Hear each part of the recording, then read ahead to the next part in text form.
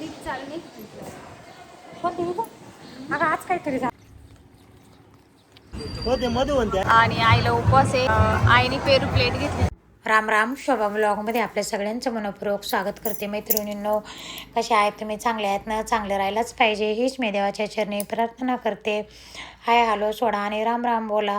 मैत्रिणींनो, बाईच्या जातीला कुठेही निघायचं असेल ना तसं आवरून सावरूनच निघावं लागतं, असं नाही की उठपळ.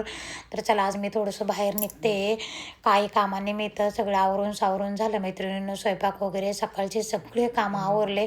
आता पटकन तयार होते. वैशू आणि जावई बापू येतच असतील, फोन आलेला होता. आणि मैत्रिणी माझ्यानं रोज ब्लॉग येत नाहीत, एक दिवस आड करून ब्लॉग येईल, कारण व्हिडिओ एडिट करायला टाईम भेटत नाही. मैत्रिणी कालही ब्लॉग आलेला नाही, व्हिडिओ एडिट करायला टाईम भेटला नव्हता म्हणून. तर चला पटकन निघू आता आपण. काय सांगायला काय सांगतो?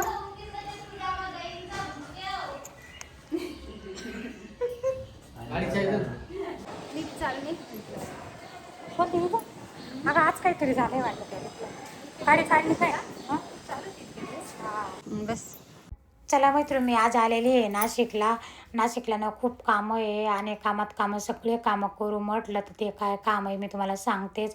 पण आधी ना आपण इथं कुंड्या घेऊ. ह्या रस्त्यानं ना मी सारखं येत जात राहते माझ्या दुकानाचा माल घ्यायला. तेव्हापासून बघत होते, म्हटलं जेव्हा आपलं स्वतःचं घर होईल ना तेव्हा इथूनच मातीच्या कुंड्या घेऊन जाईल. तर चला आता कुंड्या घ्यायला आले.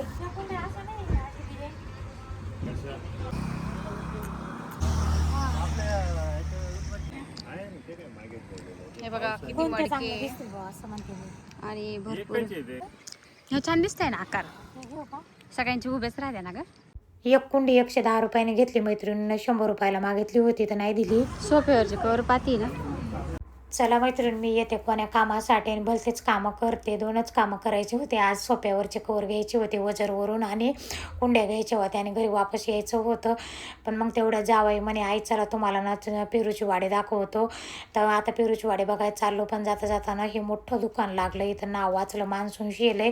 तर मग वैशूला म्हटलं चल बघू काय काय मान्सून शेलमध्ये. तर आलो आता इथं. पुढं फिरते आता. इथं आले आता. इथं पण मान्सून शेल लागलेले असं सांगत राहते ना कुठं काय म्हणजे लोकांपर्यंत माहिती पडत बघा. आमच्या इथं मॉन्सून सेल म्हणजे 4 महिने लागतात. माझ्या युट्यूब चॅनलचं नाव शोभा काळे ब्लॉग आहे. काय किती नाही परत एवढं स्वस्त आहे मैत्रिणींनो. ही परस फक्त 180ला. मी परस घेतली. वैशूनं नाईट ड्रेस घेतला, साधा ड्रेस घेतला, नॅपकिन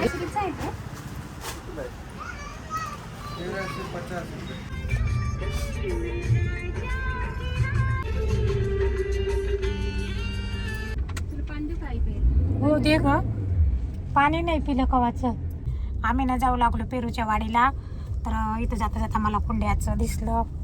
कुंड्या आहे मस्त छान, झाड वगैरे छोटे छोटे. तर बघू आपण आता खाली उतरू. 80ला त्यांनी स्वस्त आणलं. थांब विचारते. दाखव कुबेराचं ठेवलेलं चांगलं राहतं ना. पण हे कुबेराचं नाही वाटत. कुबेराचं झाड कुठे? कुबेरा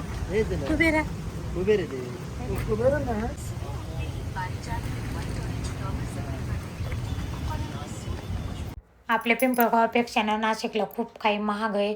मागच्या वर्षी ना मी कुबेराचं झाड 100 रुपयाला घेतलं होतं. माझ्या दुकानासमोर एक झाडावाला आला होता.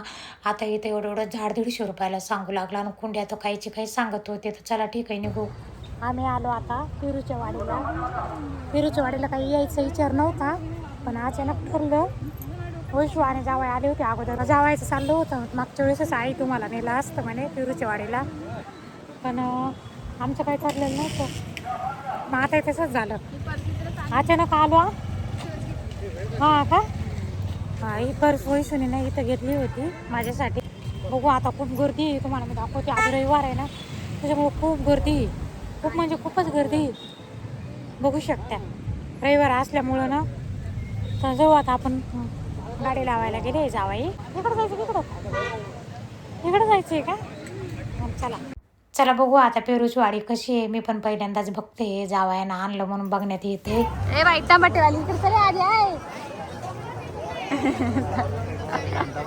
इथं ना पेरूच्या वाडीमध्ये एंट्री करताच ना भाजीपाला होता काही विकायला आणि मला ना टमाटे नव्हते घरी म्हणून मग मी टमाटे घेत बसले आणि मैत्रीण मी कुठेही जाऊ भाजीपाला जर दिसला ना मला तर मी घेतल्याशिवाय सोडतच नाही. आणि जावाई वैशू गेले पुढं त्यांना वाटलं आई मागं मागं येत्या म्हणून त्यांनी वळून पाहिलं तर मी भाजीपाला घेऊ लागले. त्याच्यानं वैशू आणि जावाई म्हणे आई तुम्ही टमाटे घ्यायला आल्या का फिरायला आल्या. आणि इथं मिसळ पाव खायला एवढी गर्दी होती. आज रविवार होता ना मैत्रिणींनो, मला ते एकादशी होती पण त्यांना ना मिसळ पाव खायचे होते दोघांना म्हणून त्यांनी आता इथं नंबर लावला. नंबर कधी येतो माहीत नाही. मग तोपर्यंत जावाई म्हणे पेरूची आईस्क्रीम आणतो. मग त्यांनी पेरूची आईस्क्रीम आणली. बघू शकते बघा किती गर्दी रविवार असल्यामुळं. मिसळ पण आली आहे आणि आईला उपवास आहे तर आईने पेरू प्लेट घेतली ही मिसळ.